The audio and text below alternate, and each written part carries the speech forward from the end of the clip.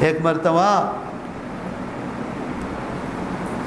شیخ الحدیث حضرت مولانا محمد زکریا صاحب رحمۃ اللہ علیہ، جن کا نامہ اعمال وہ کیا ہے؟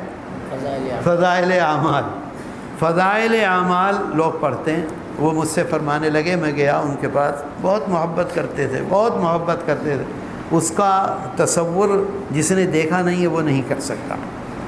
تو مجھ سے فرمانے لگے، بہت لمبا ہے، میں تو صرف ایک بات آپ کو سنا دوں، مجھ سے فرمانے لگے کہ پیارے تجھے نصیحت کروں؟ میں نے کہا جی فرمائیں۔ کر دوں نصیحت؟ میں نے کہا جی فرمائیے۔ تیسری مرتبہ فرمایا، کر دوں نصیحت؟ میں نے کہا جی فرمائیں۔ فرمانے لگے کہ دیکھو، جن لوگوں نے عشاء کے وضو سے فجر کی نماز پڑھی ہے، جن لوگوں نے ایک رکعت میں الف لام میم سے لے کر قل اعوذ برب الفلق تک پڑھا ہے اور دوسری رکعت میں قل اعوذ برب الناس پڑھی ہے، جن لوگوں نے 40 سال فجر کی وضو نہیں کی ہے، عشاء کے وضو سے فجر کی نماز پڑھی، ان لوگوں کی زندگی کو استحسان کی نظر سے دیکھو۔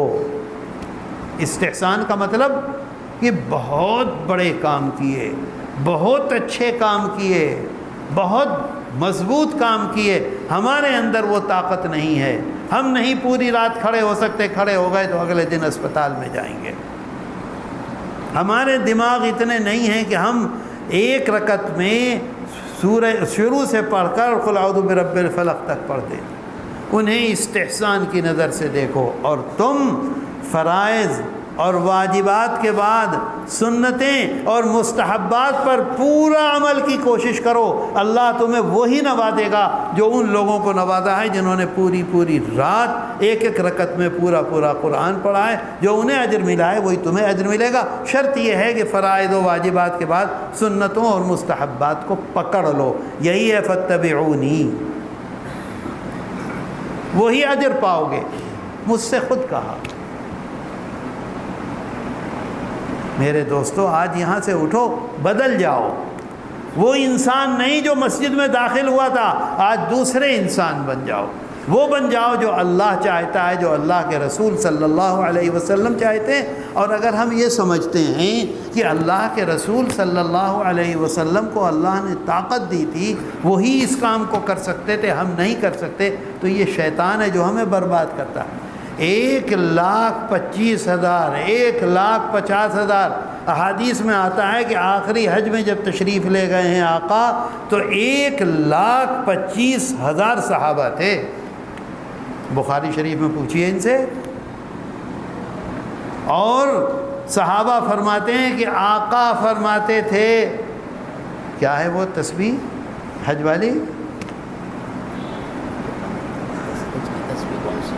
ارے یار جو پڑھتے ہیں جاتے ہوئے جب تلبیہ، ہاں، لبیک اللہم لبیک لبیک لا شریک لک لبیک ان الحمد والنعمت لک والملک لا شریک لک۔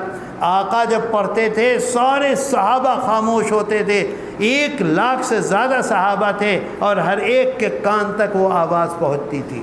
جب آقا خاموش ہو جاتے تھے پھر تمام صحابہ ایک آواز سے پڑھتے تھے یہ تلبیہ، اور جب صحابہ خاموش ہو جاتے تھے تو سنتے تھے کہ چاروں طرف کے جو پتھر ہیں اور پہاڑ ہیں پھر وہ تلبیہ پڑھتے تھے تیسری مرتبہ، اور جب وہ خاموش ہو جاتے تھے پھر آقا پڑھتے تھے، آقا خاموش ہوتے تھے صحابہ پڑھتے تھے، صحابہ خاموش ہوتے تھے تو پھر پتھر پڑھتے تھے۔ دیکھ لیجئے میرے دوستو، تو اللہ کے رسول صلی اللہ علیہ وسلم میں 1,25,000 1,50,000 2 لاکھ 2.5 لاکھ 5 لاکھ یہ تمام کے تمام صحابہ جو تھے انہوں نے عمل کیا کہ نہیں کیا؟ کسی صحابی کے بارے میں دنیا کا کوئی دشمن سے دشمن یہ کہہ سکتا ہے کہ انہوں نے اس وقت بزنس کیا تو جھوٹ بولے؟ بتاؤ۔ اللہ کے رسول صلی اللہ علیہ وسلم ایکسپورٹ بھی کرتے تھے، امپورٹ بھی کرتے تھے۔ یہ نہیں ہے کہ مسجد کے ممبر پر بیٹھے رہتے تھے یا غار میں غار میں تو آخر میں گئے تھے، 38 سال تک تو تجارت ہی کرتے رہے۔ کبھی کوئی دشمن خدا یہ کہہ سکتا ہے کہ آپ نے اس وقت جھوٹ بولا اس مسئلے میں؟ بتاؤ، کیا انہوں نے تجارت نہیں کی؟ انتہائی کامیاب تجارت کی ہے، انتہائی کامیاب تجارت کی ہے۔ سب سے بڑی تاجر مکہ مکرمہ کی، سب سے زیادہ دولت مند، آج اڈانی سب سے زیادہ دولت مند ہے، مکے کی اس سے زیادہ دولت مند کوئی عورت نہیں تھی۔